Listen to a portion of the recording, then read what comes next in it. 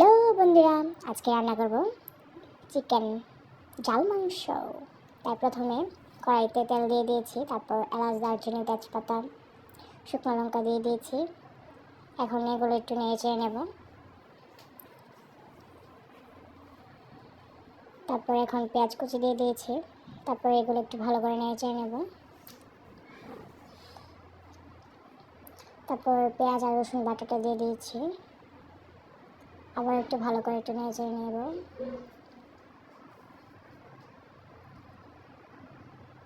তারপর আদা জিরা বাটা নিয়ে নিয়েছি। এখন সব মশলা নিয়ে নেব। হলুদ গুঁড়ো, লঙ্কা গুঁড়ো 2 চামচ, হলুদ গুঁড়ো 2 চামচ দিয়েছি, লঙ্কা গুঁড়ো 2 চামচ দিয়েছি। তারপর ধনে গুঁড়ো দিয়েছি 2 চামচ। তারপর লবণ দিয়ে দিলাম। এখন এটার মতো পরিমাণ মতো জল দিয়ে মিক্স করে নেব।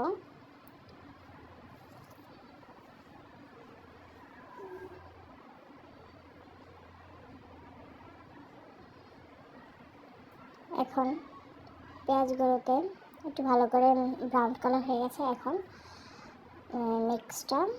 মশলা মিক্সটা দিয়ে দেব।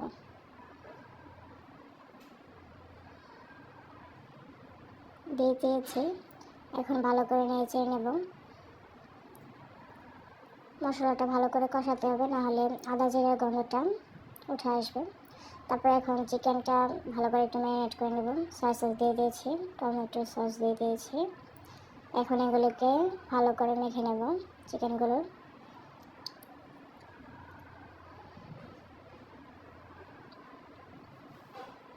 এখন মাখা হয়ে গেছে। এখন আবারও মশলাটা ভালো করে একটু নেড়ে নেব। কষানো হয়ে গেছে, ওপরে তেল উঠে গেছে। এখন চিকেনটা দিয়ে দেব, দিয়ে ভালো করে একটু নেড়ে নেব।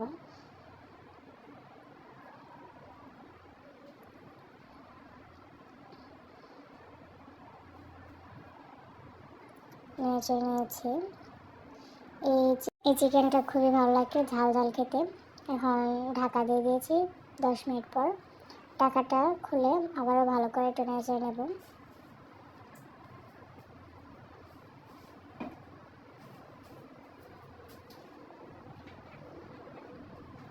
এখন কাঁচা লঙ্কা ফালি দিয়ে দিয়েছি। তারপর পরিমাণ মতো 1 কাপ জল দিয়ে দিয়েছি।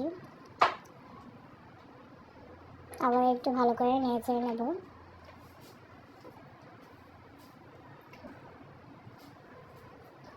এখন ফুটে আসা পর্যন্ত ওয়েট করব। তো প্রায় হয়ে এসেছে আমাদের। এই তো রেডি ঝাল চিকেন।